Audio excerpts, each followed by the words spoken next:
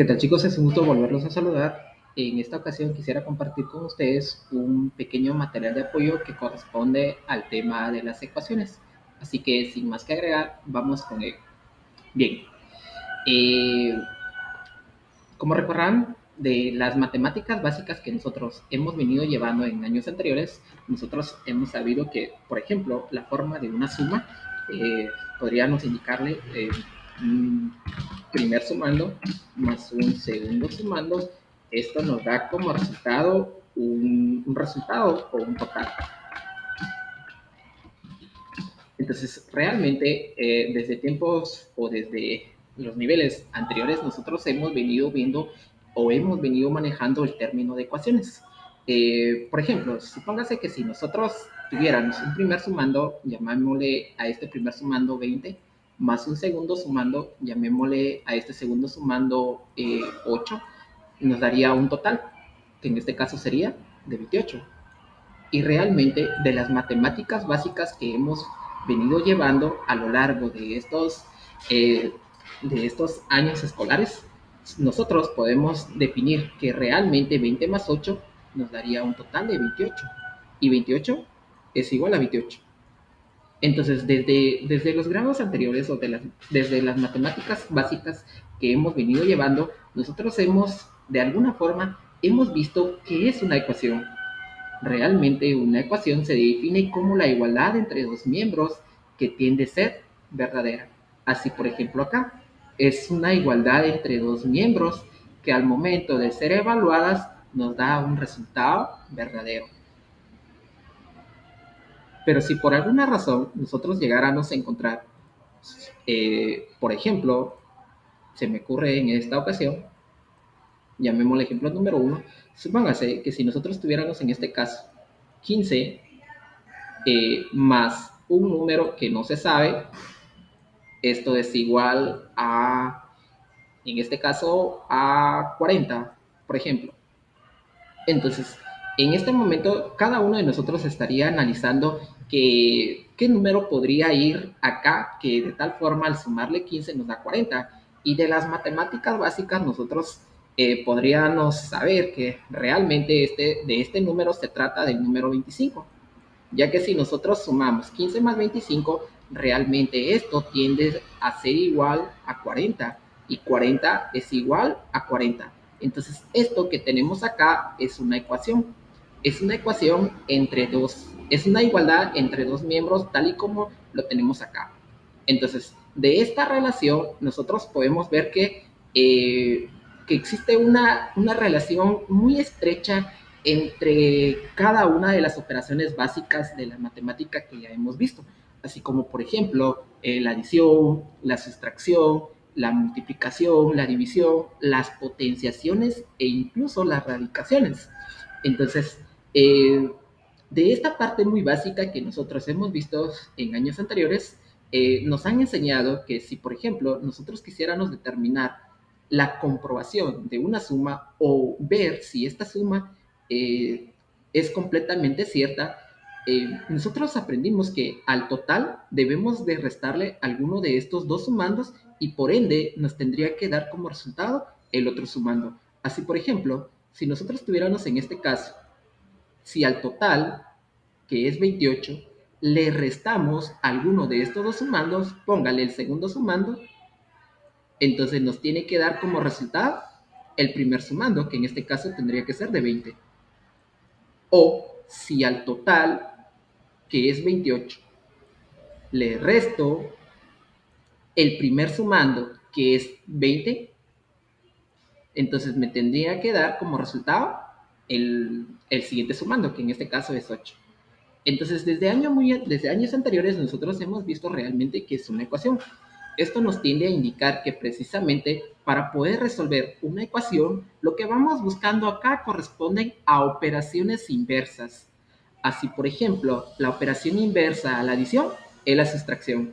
Por eso es que anteriormente, para poder comprobar si una suma estaba correcta, nos guiábamos de su operación inversa, que en este caso era la sustracción, lo cual consistía básicamente que cualquier sumando, llámele a este, en este caso, llámele a este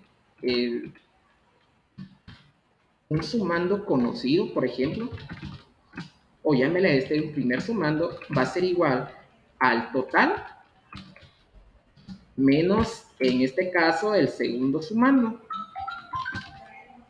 O viceversa, ¿verdad? El segundo sumando sería igual al total, perdón por acá, al total menos el primer sumando. Entonces, para poder resolver una ecuación necesitamos precisamente conocer las operaciones inversas a cada una de las expresiones. Como recordarán, la adición lo definíamos como una operación que consistía en agregar o en aumentar o en añadir. Entonces, la operación contraria a la adición sería precisamente la sustracción. ¿Por qué la sustracción? Porque esta consistía en quitar algo que, por ejemplo, si nosotros tuviéramos disminuir, quitar o restar, de hecho, entonces para poder resolver una ecuación necesitamos de las operaciones inversas. Por ejemplo, la operación inversa a la adición es la sustracción y la operación inversa a la sustracción es la adición. Bien, continuamos con un segundo ejemplo. Veamos. Supongamos que en este momento nosotros tuviéramos, en este caso, veamos, por ejemplo, 20 por un número que no sabemos, nos da como resultado la de 100, o nos da como resultado 100. De las matemáticas básicas, nosotros hemos aprendido que realmente la forma tan particular de una multiplicación corresponde a una serie de factores. Llámele a este un primer factor más, perdón, en este caso por un segundo factor, nos da como resultado un producto. Nos da como resultado un producto. Entonces, de matemática básica, nosotros sabríamos, o en este momento, estaríamos calculando algún número que al multiplicarlo por 20 nos dé 100. Y realmente esto, recordemos que una multiplicación lo veíamos como una suma abreviada. Es decir, 20 veces algún número nos tiene que dar, en este caso, 100. Y de matemática básica, nosotros podríamos asegurar que este número se trata nada más y nada menos que de 5, ya que si nosotros multiplicamos 20 por 5, esto nos tiende a dar un resultado de 100. 20 por 5 nos da 100 y resulta que 100 es igual a 100. Y como ustedes pueden darse cuenta, la igualdad se mantiene. Es decir, en este caso, la igualdad sigue siendo la misma. Por ende, podemos decir que es una ecuación o una igualdad verdadera. Por lo tanto, lo que estamos haciendo acá es precisamente determinar el segundo factor en esta igualdad que se desconocía, de tal forma que al multiplicarlas por sí misma nos dé como resultado 100.